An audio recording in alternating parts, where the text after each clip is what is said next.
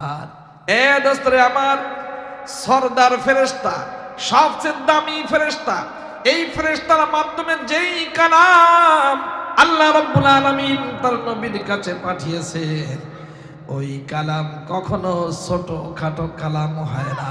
এটা তো মহা কুরআনি হয়, এটা কখনো ছোট কিতাব হয় না। কয়টা বললাম? 4। নম্বর 5 বলেন তো, এই কোরআন, এই কালাম আল্লাহ তাআলা যার কাছে পাঠিয়েছেন তিনি কি ছোট নাকি? তিনি হলেন আমাদের নবী, সকলের নবী, নবীদের ইমাম, নবীদের নবী মুহাম্মদুর রাসূলুল্লাহ সাল্লাল্লাহু আলাইহি ওয়াসাল্লাম, যিনি এত বড় নবী, রাহমাতুল আলামিন, যিনি আল্লাহ রাব্বুল আলামিনের পরে সকল সৃষ্টিজীবের উপরে যার সম্মান, ওই নবীর কাছে আল্লাহ তাআলা যেই কালাম পাঠিয়েছেন, হাদিয়া পাঠিয়েছেন। দোস্তরে বলেন তো, বড় মানুষের কাছে কখনো ছোট হাদিয়া কি পাঠানো হয়? বড় মানুষ যদি বুদ্ধি থাকে তাহলে বড় মানুষের কাছে বড় ভালো হাদিয়া দিবে, বুঝলেন? আমাদের দুনিয়ার মানুষ তো এটা খুব বুঝলেও অনেক সময় আমল করে না, বুঝলেন? একদম বড় কয়েকতলা 6 তলা বাড়ির মালিক, দুইটা 6 তলা বাড়ির মালিক, মোহাম্মদপুর ধানমন্ডি, আমারে ফোন করছে, হুজুর আমার তো ওই যে জয়তুনের তেল দরকার, অলিভ অয়েল। ঠিক আছে, কোনো সমস্যা নেই, কয়েক 2টা আনেন। তা আমি 2টা আনছি, 6 6 12 রিয়াল, আরো 20 বছর আগের কথা বলতেছি, 20 বছর আগে এনে দিছি। উনি টাকা দিতে চাইছে, আমি না, আল্লাহর ঘর থেকে মক্কা মদিনার থেকে আনছি, এটা আপনার জন্য হাদিয়া, বুঝলেন? দিলাম। ঘটনা চক্রে উনি অনেক তশকিলের পরে হজে গেছে। হজে যাওয়ার পরে আসছেন, আমি অন্য এজেন্সির থেকে গেছি, উনি অন্য এজেন্সির থেকে। আসার পরে ফোন করছে, হুজুর আপনার জন্য হাদিয়া নিয়ে আইছি। হুজুর, আচ্ছা হাদিয়া নিয়ে, ভালো কথা। হাদিয়া আমার বাসার কাছে, যেহেতু তার বিশাল দোকান মার্কেট, তা আমি সময় পাই না, কেন একদিক দিয়ে পড়াই, আমাদের কাজ না মুদাররিস, আমরা শিক্ষক, পড়া লাগে, পড়ানো লাগে, ওয়াজ মাহফিল আছে, লেখালেখির কাজ আছে, পরিবারের সময় দেওয়া লাগে।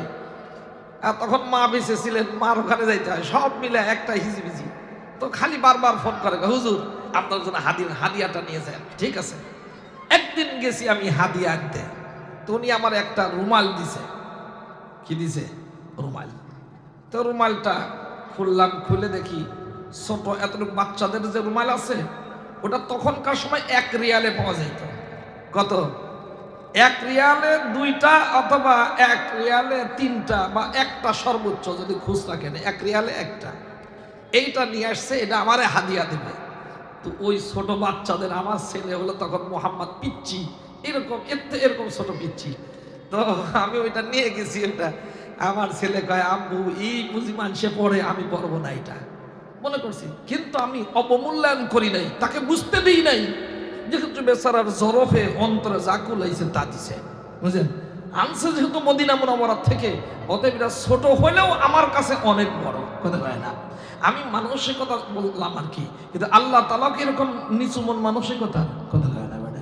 হ্যাঁ দোস্তরা আমার, তাহলে এই পৃথিবীর সবচেয়ে বেশি ভালো মানুষ, সকল নবীর ইমাম, সাইয়্যিদুল আম্বিয়া, রাহমাতুল আলামিন মুহাম্মদুর রাসূলুল্লাহ সাল্লাল্লাহু আলাইহি ওয়াসাল্লাম, তার মতো এত বড় মহান সত্তা, তার কাছে আমার মালিক, তিনি কি কখনো ছোট হাদিয়া পাঠাতে পারেন? পাঠাইছেন কি?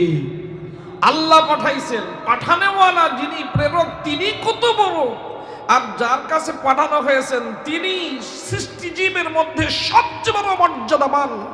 বাদাজ খোদা বুজুর্গতুহি কিসসা মুখতাসার। তাহলে আল্লাহ তাআলা এত বড় হয়ে আর এক বড় মাখলুকের কাছে যেই হাদিয়াটা পাঠিয়েছেন, এটা কখনো ছোট হাদিয়া হয় না। আমাদের দেশের যিনি চলে গেছেন খালাজান, উনি ইমরান খানের কাছে পাঠিয়েছিলেন, আম পাঠাইছিলেন, বুঝলেন? কত আম? বেশি না, মাত্র 5 না 6 টন পাঠাইছিলেন।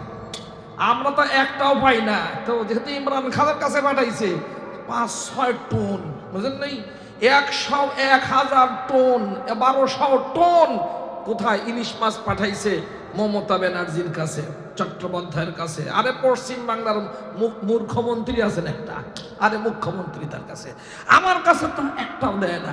কেন? যেহেতু প্রধানমন্ত্রী পাঠিয়েছেন আর একটা দেশের নেতার কাছে, ওটা 1-2 কেজি ইলিশ পাঠাবে না, পাঠালে এইরকম বড় কিছুই পাঠাবে। কথা দেয় না আমার আব্বুজান, দুনিয়ার বড় যদি কোনো বড়র কাছে হাদিয়া পাঠায়, এরা যেমন বড় হাদিয়া হয়। আল্লাহ রাব্বুল আলামিন তিনি রব্বুস সামাওয়াতি ওয়াল আরদ, আসমান জমিনের প্রতিপালক, খালিকুস সামাওয়াতি ওয়াল আরদ, আসমান জমিন সব কিছুর সৃষ্টিকর্তা।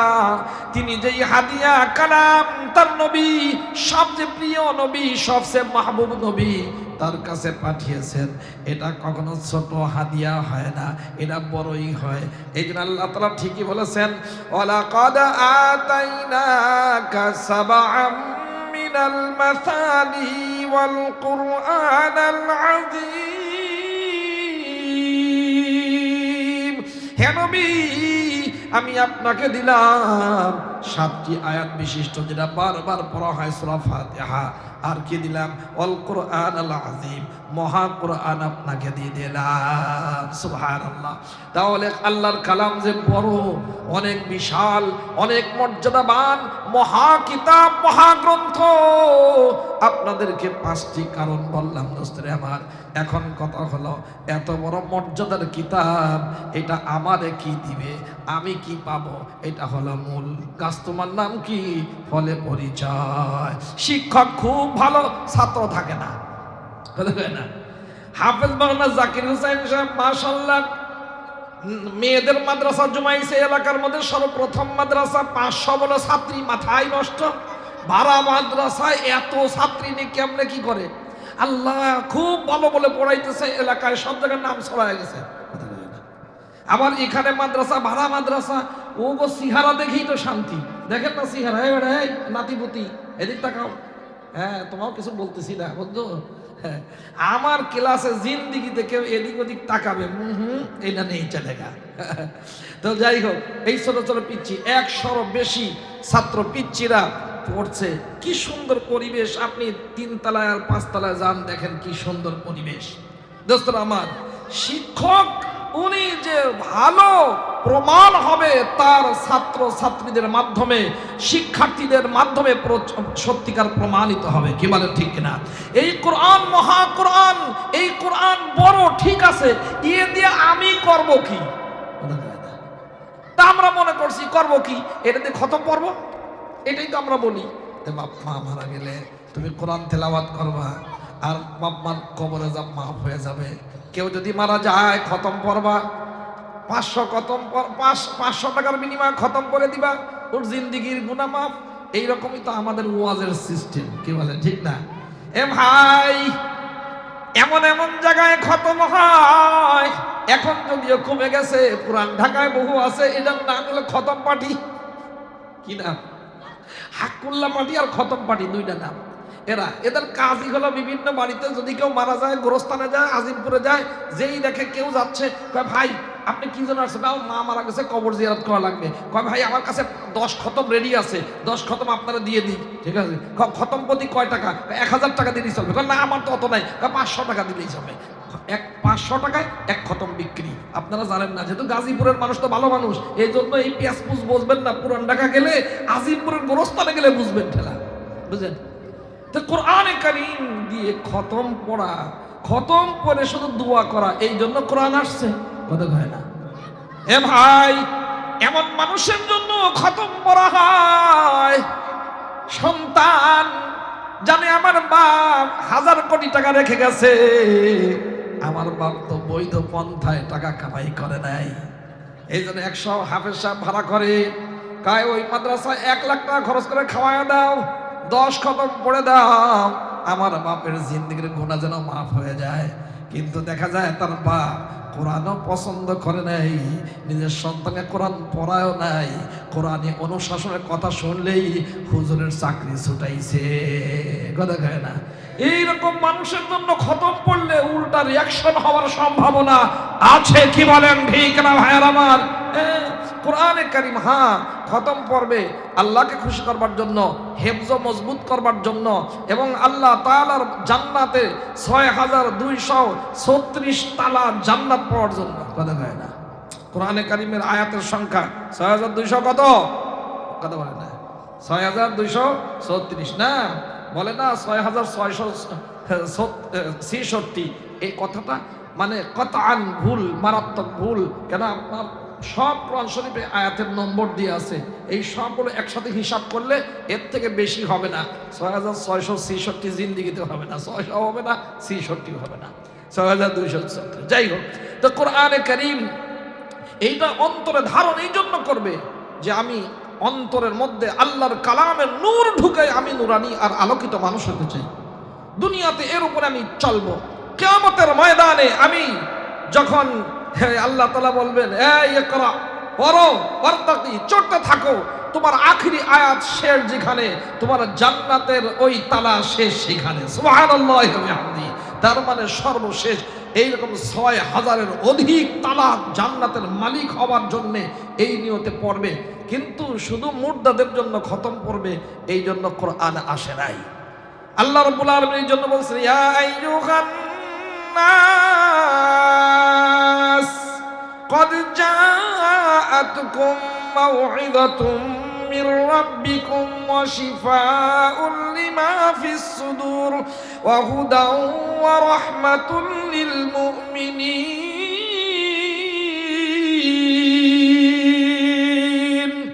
আল্লাহ রাব্বুল আলামিন যে কিতাব দিয়েছেন, দোস্তরে আমার, এই কোরআনে কারীম কোন ব্যক্তি যদি তেলাওয়াত করে, আব্দুল্লাহ ইবনে মাসউদ রাদিয়াল্লাহু তাআলা আনহু থেকে বর্ণিত, নবীজি বলেছেন যে মান ক্বারা হারফাম মিন কিতাবিল্লাহ, যে ব্যক্তি আল্লাহর কালামের একটি অক্ষর তেলাওয়াত করবে, ওই ব্যক্তির আমলনামায় একটি নেকি লেখা হবে, আর একটা নেকি 10-এর সমান, 10-এর সমান। তার মানে প্রত্যেক অক্ষর প্রতি 10 নেকি করে সে পাবে। দুনিয়ার প্রথম প্রাপ্তি এইটা। হ্যাঁ, অক্ষর প্রতি 10 নেকি। আলিফ লাম মিম, আলিফ লাম মিম পুরোটা মিলে একটা নয়। আলিফ একটা অক্ষর, অদস্ত লাম একটা হরফ, মিম একটা হরফ। তার মানে যদি শুধু এতটুকুই তেলাওয়াত করে তাহলে কমপক্ষে 30টি নেকি তার আমলনামায় লেখা হয়।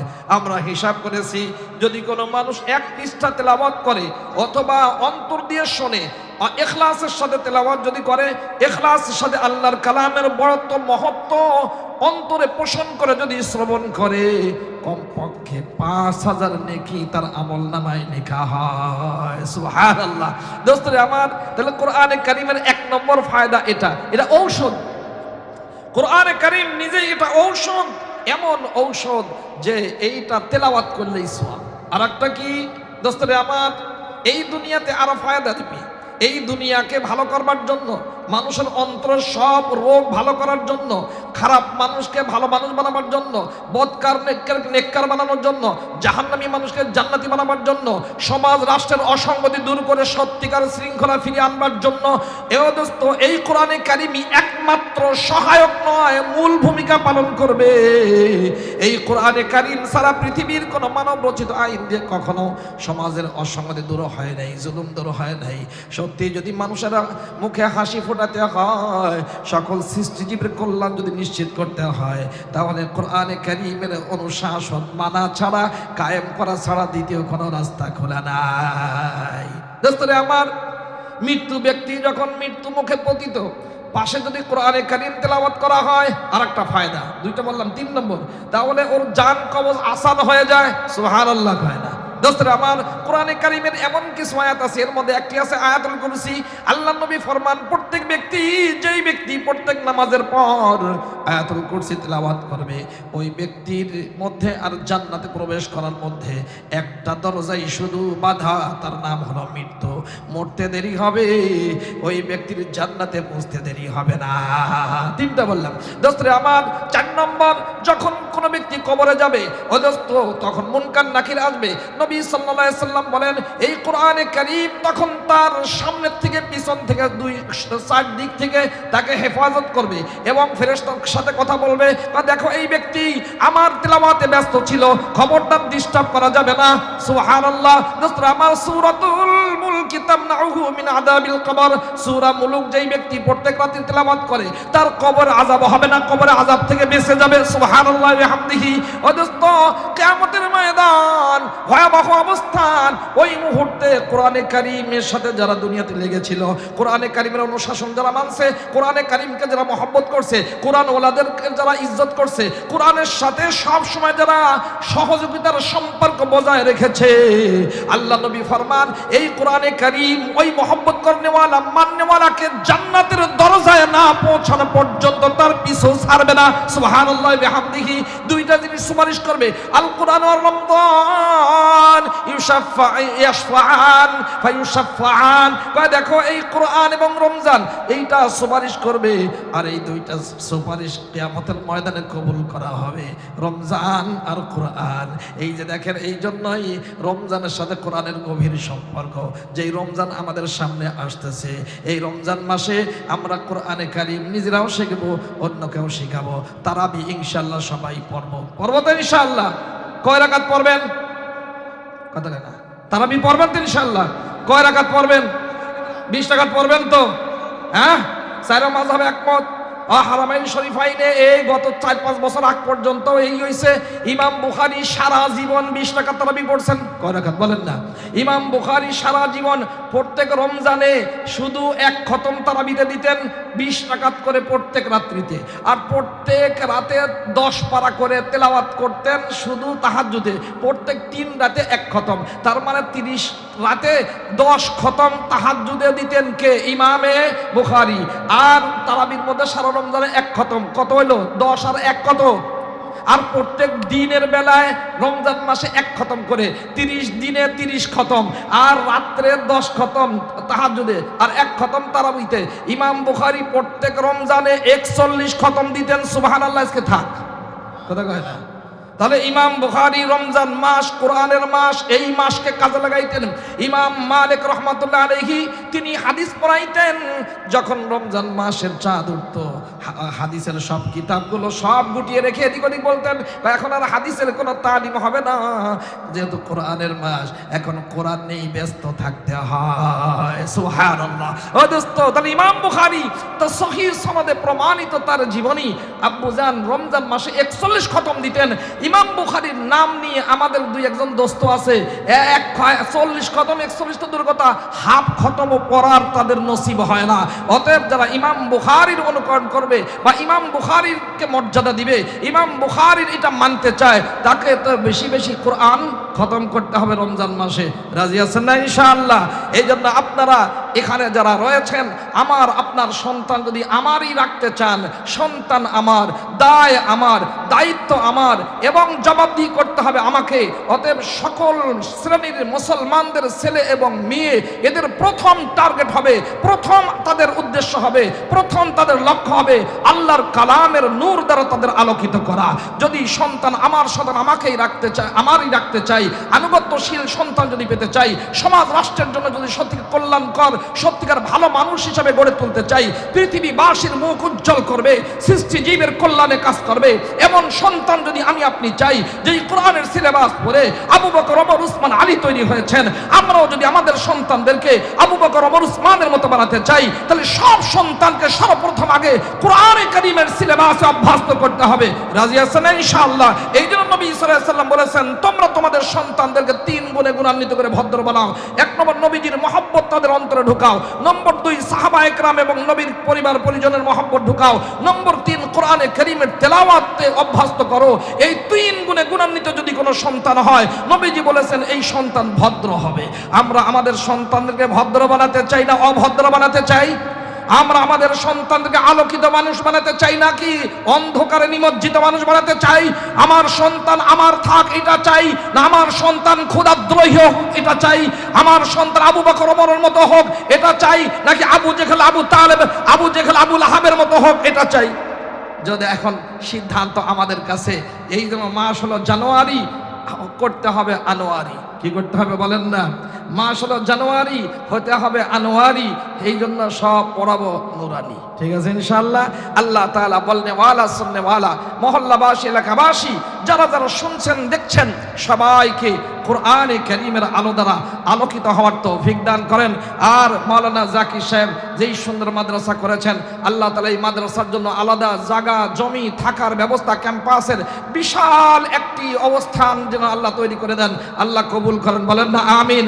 আমি শুধু এতটুকু বলবো, আল্লাহ যাকে তুমি পছন্দ করো, যার সম্পদ তুমি কবুল করবা, আল্লাহ তাদেরকে এনে এনে তুমি কোরআনের খাদেম বানিয়ে দাও, বলেন আমিন। আমিন। ওয়া আখিরু দাওয়ানা আনিল হামদুলিল্লাহি রাব্বিল আলামিন। আসসালামু আলাইকুম ওয়া রাহমাতুল্লাহি ওয়া বারাকাতুহু।